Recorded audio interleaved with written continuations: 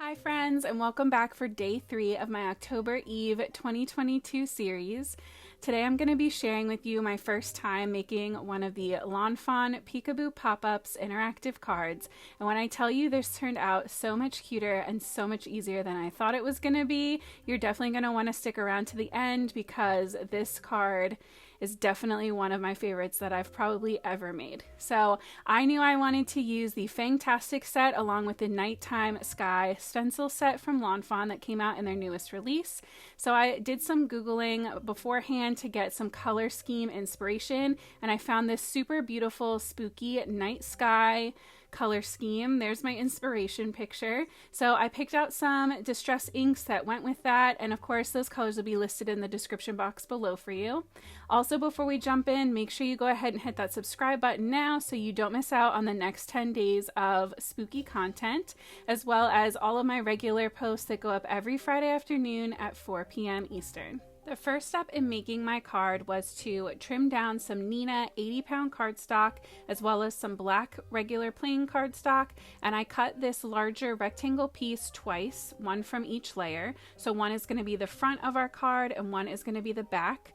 My die cut plates definitely need to be switched out soon. You could see that one. It got a little dirty, but I just rubbed it with my shirt and it took off any of that dust or little paper particles that were attached, and then we are good to go. I also cut one of the plain rectangle kind of front panel pieces out of that same Neenah cardstock as well. Those are the panels we're going to be doing our ink blending on. And then for the back panel, you're going to fold it like a mountain. So when it sits on the table, your crease kind of is on the top, and the front panel, the white panel, is going to be folded the other way so that that crease kind of goes to the back. So that's how that's it for that part. Fawn suggests that you make a mark and line up your top cut for your die on the front panel at 2 3/4. I didn't want to risk it, so I just went with that, but I think there's definitely a little bit of leeway there. And instead of using the squiggly hilltop die that it came with, I grabbed this simple hilltop stitched border that I had from Fawn from a previous release. Just so that everything would be a little bit smoother. I really wanted the focus to be on my sky and my critters. So I'm just using that piece to kind of create a general guideline for myself, tracing just underneath where that's going to end, so I know what part of my sky is going to be visible when I'm doing my ink blending. So I took the moon part of the stencil, and I love that their stencil comes with both, and I put that in place on my Wendy Becky magnetic board. I just have the small one and I haven't had any issues with that. And I'm going in with the Uncharted Mariner ink, and you can see I am really applying that ink. It is dark and spooky and I love it. I also added a little bit of black soot just to the edges to make sure that it looked super deep. And then I'm going in with some antique linen on the inside of my moon, and I did mask that with the stencil. I'm also going in with, I believe it's wild honey, and starting to create that really warm glow. I wanted to kind of give the same feeling as that moon in my inspiration picture, which had the darker oranges and red on the moon as well. So for my crater details, I'm going to go in with Crackling Campfire on these bigger, larger sections first. And then for my little smaller craters, I am going to go in with the aged Mahogany. And once everything's said and done, the bat's going to cover that up a little bit, so it really does just create kind of like a peak of that color, but I really like that effect, and I like that it gives an extra spooky feel to it. Even if it's not a super realistic moon, I definitely think it still reads as a moon, and I just love these warm tones. I think it's definitely unique and fun. To soften up that contrast though, I did go back in with just whatever ink was left on my red and orange sponges to kind of blend in and over the moon just on that one side where the craters are. I feel like that kind of helps to tie in that the look of a natural moon when it, you know, when the moon is rising and you get that copper feel. I feel like it's usually darker more on that one side than the other. So I also went in with some no bleed white to add in my stars, just using that mask again to cover my moon. And then I wanted to start working on the field that's going to be below them on the front section of the card. So I blended those same colors. I used the Wild Honey on the top edge. Then I went in with my aged Mahogany on the bottom, and I'm gonna cover up most of the Mahogany with black soot, but I wanted it to have a red base so that when I went in with my Crackling Campfire in between to blend those two colors together, that the black would be a lot warmer and would blend into that orange a little bit more naturally. Versus, you know, it just going from a straight black to an orange can be a little jarring. Sometimes having that red undertone just helps to smooth it all out. So I lined up my back panel and I just put that down with some Amano permanent adhesive runner. And then I decided that I wanted to break up the color of my little front piece. So I took some corn stalks from the Happy Harvest stamp set, and I'm just stamping that in the same aged Mahogany so that it's not super stark or harsh, but still just kind of breaks up the color and helps, I think, give more of that creepy look. Like this super creepy harvest moon is rising over a cornfield, and I think it's going to tie in really nicely with the other elements that I want to add to the scene. So you can see that my Happy Harvest stamp set is pretty yellow. That's just because I bought it as a de-stash from somebody else, so it has been super well loved and it doesn't affect how they stamp at all. So I stamped out 2 of the little bats from the Fantastic Friends, as well as the branch and the little spider, and then I stamped a couple pumpkins and the pumpkin wagon from the Happy Harvest stamp set, and I'm coloring those in. I will have all of my Copic colors listed down in the description box below for you, so if anything goes by too quickly, you can always check down there, but I did keep the coloring pretty simple on these guys. I wanted them to be black, but I do like to keep their faces bright enough that you can really see their expressions. And I wanted to keep my coloring pretty simple for all of my images.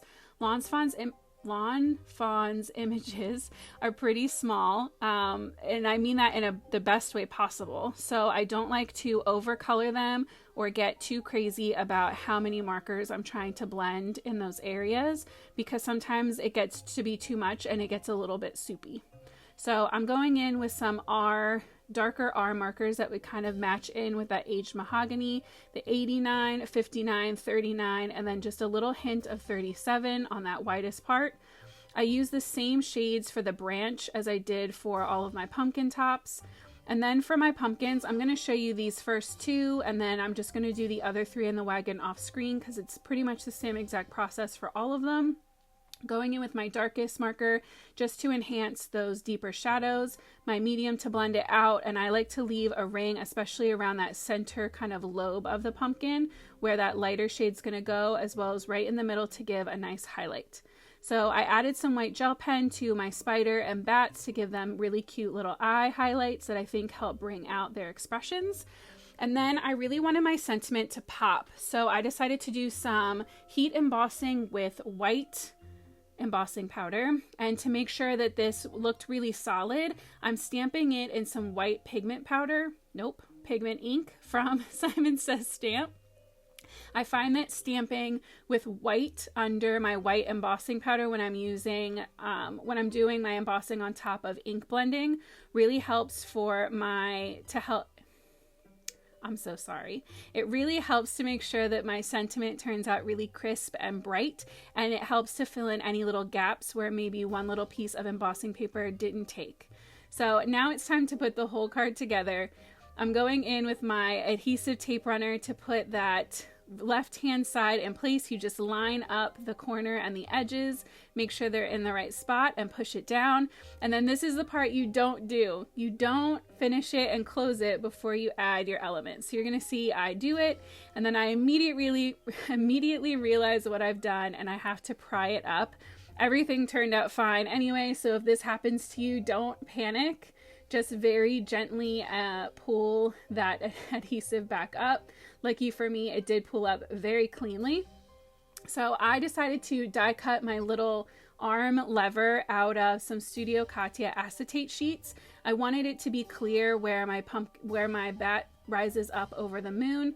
And so I thought that packaging might be too flimsy, so I did go with an actual acetate sheet. It still did the score lines perfectly. It was super easy to still fold, and so far it's held up really well. And that's saying something because me and my daughters and I have been playing with this card a lot. It's super addictive. It's just so much fun to watch him pop up. So I added some tape runner to that little triangle. You just line that up on that second little panel in, and then once that is good to go, then you adhere your card closed just by lining up that right hand side with the black panel. I definitely moved it back and forth a couple times just to make sure that everything was where I wanted it to be. And then I added my pumpkins and my little wagon to the bottom. So I laid that pumpkin down first in the corner, then the wagon on top. Then I added the tiny pumpkin over to the right hand side of the wagon just to help create some depth and dimension to the very front of this card. And then I added that little spider just on top of the pumpkin pile because he was just too cute. I couldn't leave him out. And the way that I had set up my branch using the smaller branch, I didn't have room for him up at the top. But I think he makes a perfect addition to that little wagon. So then I glued my branch into place with some liquid adhesive, just tucking it right up against the edge where that card folds over. I added my little hanging bat to the edge of the branch, just kind of making sure that when the card was closed, quote unquote closed, that it wouldn't overlap and cover her up. And then I just used some adhesive tape to glue my little flying bat where I wanted him in the sky. I wanted him to be a little bit lower and kind of leaving the top part and the moon part open. And then you just trim off the excess from your little stick that's holding him up. And it literally came together so quickly at the end there. I definitely had to go over it a few more times to make sure that all of my score lines were nice and flat, but 10 out of 10 cannot recommend this to you enough. If you've wanted to try an interactive card and you've been hesitant or worried or overwhelmed, let me tell you, this can be your gateway die. This was so easy to use.